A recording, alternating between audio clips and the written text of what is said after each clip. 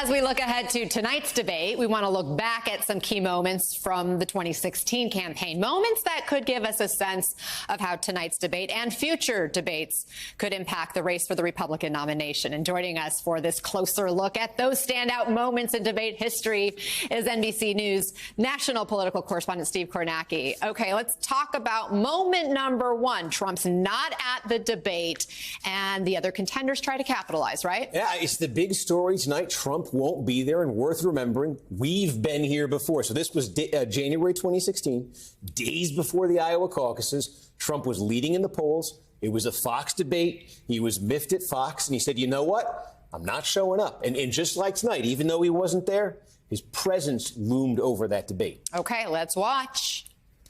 So let's get started. Senator Cruz, before we get to the issues, let's address the elephant not in the room tonight. Donald Trump has chosen not to attend this evening's presidential debate. What message do you think that sends to the voters of Iowa? Now, secondly, let me say, I'm a maniac, and everyone on this stage is stupid, fat, and ugly. And Ben, you're a terrible surgeon. Now that we've gotten the Donald Trump portion out of the way,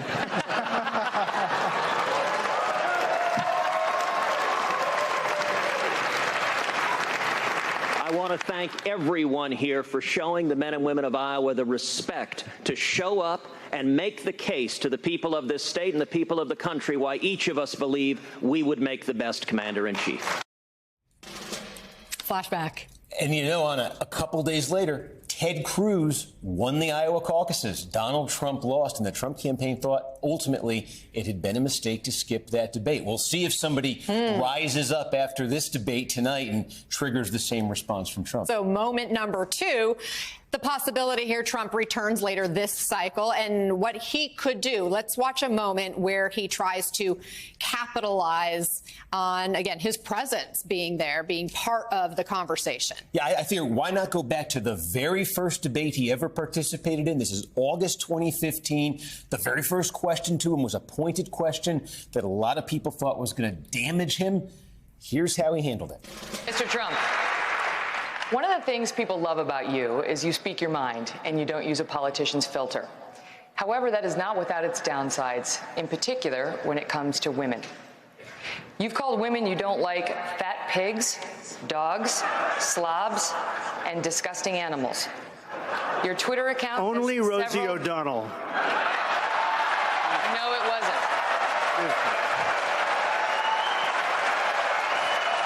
Your Twitter account...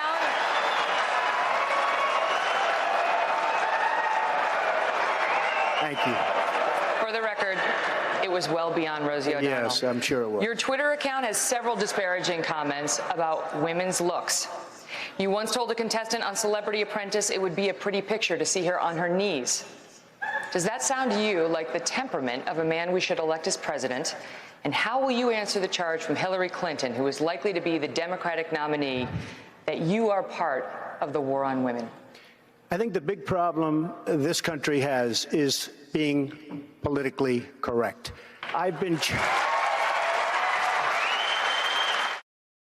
Boy, oh boy, did that set the tone. I mean, the defiance, and then if you remember in the aftermath of that, he went after Megyn Kelly, and he went up in the polls. And I think that's the Trump you saw in every subsequent debate, and really that's the Trump we've seen for the last 8 years. Okay, the Christie factor is moment number three today. Of course, he is a former federal prosecutor, which he brings to the debate stage. Yeah, and very interestingly, he didn't do much as a candidate in 2016 in terms of his own support, but arguably he altered the course of that race. We mentioned Trump lost Iowa in 2016. New Hampshire comes next. Marco Rubio, believe it or not, if you can remember, was surging in New Hampshire, and people were asking, what if Trump loses New Hampshire and Iowa? 0 for 2 in the first two. Would it be over for Trump? So here it is the Saturday night before the New Hampshire primary, and Rubio's on stage, and Chris Christie's on stage, and here's what happens. Let's roll it.